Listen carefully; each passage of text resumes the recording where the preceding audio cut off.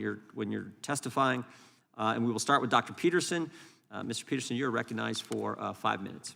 And thank you again for being here. Yes, well, I would like to start by expressing my appreciation for the privilege awarded to me to testify here today. It really is an honor to be asked to do so. I'm not here to talk about January 6th or about any particular threat, insurrection, or protest, political or ideological, real or imaginary.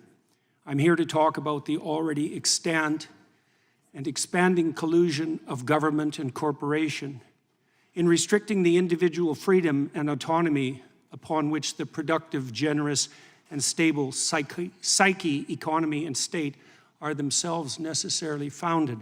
I'll begin my comments, therefore, in the most general terms to shed light on the mounting problem. There are now 700 million CCTVs in China under the rule of the Communist Party.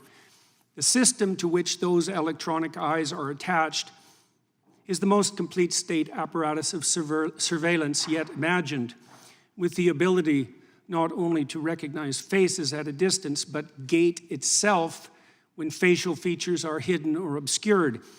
Such capability can and will soon be augmented to the point where the movement of eyes themselves, monitored by high-resolution and intelligent cameras, will soon be sufficient to identify any aware and active party. The demented, naive, and prideful engineers who so enthusiastically helped build this system call it Skynet, after the rogue and all-seeing technology that took such a dreadfully wrong turn in the famous science fiction movie Terminator series, featuring artificially intelligent robot intelligences hell-bent on protecting themselves by destroying humanity. The name also references a well-known Chinese phrase describing the reach of the divine itself. The net of heaven is vast, yet it misses nothing, which aptly describes the capabilities of the new state apparatus. The system is integrated with the so-called Chinese social credit system, which awards its involuntary participants with a score indicating their compliance with the dictates of the Chinese Communist Party, allowing for full control over access to everything they possess electronically. Most ominously, their savings and their access to travel, certainly all modern means of travel, but increasingly as the electronic gates come up, even by walking. If you're Chinese or a visitor, your access to the world can be reduced to zero if your social credit score falls beyond an arbitrary minimum. This allows you purposefully to be shut out of all activities that can be virtualized. And in a rapidly virtualizing world, this increasingly means all activities: driving, shopping, working, eating, finding shelter, even fraternizing with friends and family, as merely being in the presence of someone with a low social credit score means that your own score can be lowered. This has also opened up the opportunity for the government to extract slave-like labor from its citizens, so burdened, as the donation of free work to the state still constitute one means by which erring Chinese men and women can increase their score and remain part of human society. This is precisely the payment system most desired by the most tyrannical, not the work for me and benefit thereby that constitutes the contractual arrangement undertaken by free and sovereign citizens, but the work for me and I will lift the deprivation I imposed that has always been the leitmotif of the slaver. Why is any of this relevant to people in the West? Well, because the technology that the Chinese Communist Party employs is an extension of Western technology. Because we already fell prey to the terrible temptation of lockdown employed by that state in the face of hypothetical crisis once and in the very recent past, because we're walking step by step in the same direction, partly because of the hypothetical convenience of universal and automatic recognition of identity, and partly because any problem whatsoever that now confronts us can easily be used to justify the increasing reach of the security and nanny state. It is said that Stone Age people, first confronted with cameras and their resultant photographs by modern anthropologists, objected to having their images captured as they feared the captivity of their souls.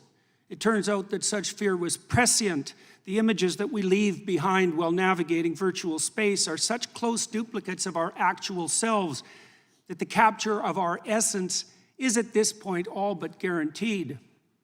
We all now have our doppelgangers. We all live so much in the virtual world in consequence of our purchasing habits and modes of electronically mediated communication that our very selves have become reducible to a frightening degree to data, the modern equivalent of our footprint, with the same data making up an image of our identity, an identity which can be and is increasingly bought and sold by the invisible corporate brokers that still mostly use it to sell us what we so desperately and carelessly and conveniently want, but that can also be used to track, monitor, and punish everything we do and say. Behavioral scientists facilitate this process with their reprehensible nudging, the practice of pushing people in a given ideologically determined direction by manipulating invisible incentives behind the scene. Corporations track purchasing decisions, developing algorithms that with increasing accuracy track our patterns of attention and action, allowing for the prediction of what might next be most enticing, doing so not only to offer us what we want, but to determine and shape what we need. Governments can and are colluding with these corporate agents to develop a picture not only of our actions, but of our thoughts and words, so that deviation from the desired end can be mapped, rewarded, and punished. The development of a digital identity and currency is nothing more than the likely end consequence of such inclinations, and the combination of both can and will facilitate the development of a surveillance state, the scope of which optimistic pessimists of totalitarianism such as George Orwell could scarcely imagine. The new AI systems, which are so rapidly emerging, do nothing but increase this danger, providing for the possibility of a super surveillance whose scope exceeds anything that mere unaugmented humans could imagine, while also making it certain that even the perceptions that in the real world shape our attitudes, conduct, and personality can be manipulated to the degree that we will not even be able to see a reality outside which that has been constructed by the superstate. The ultimate fascist collusion between gigantic self-interested corporations and paranoid security-obsessed anti-human governments. We're already selling our souls to the superstate for the purposes of immediate gratification, while being enticed to do so by fear-mongering Mr. Chairman, could the ideologues. witness be asked to summarize, please? And do I have my 5 minutes or do I not? Yeah. You've gone over 5 Oh, minutes. I'm sorry. I can certainly. If the witness could summarize, we're always a little lenient with the time. If you could I'll summarize. in a take few 10 more seconds. seconds. Sure. With increasing ability to monitor not only the actual attention patterns and behaviors of its citizens, but to predict those that are most likely, the persecution of even potential crime becomes ever more likely. If you have nothing to hide, you will have nothing to fear, will be the slogan commandeered by those most likely to turn to surveillance to protect and control. What was the famous Soviet totalitarian joke attributed to Lavrenti Beria, head of the secret police? Show me the man and I'll show you the crime. Those words were true enough in the time of Stalin's KGB, and the police were secret enough then as well. But that's nothing compared to what we can and likely will produce now. A police so secret that we will not even be able to detect their comprehensive and subtle activity. Monitoring crime so pervasive that everyone under the dictates of the system will have something to hide Regular and order, much to Mr. fear. Chairman. Yep.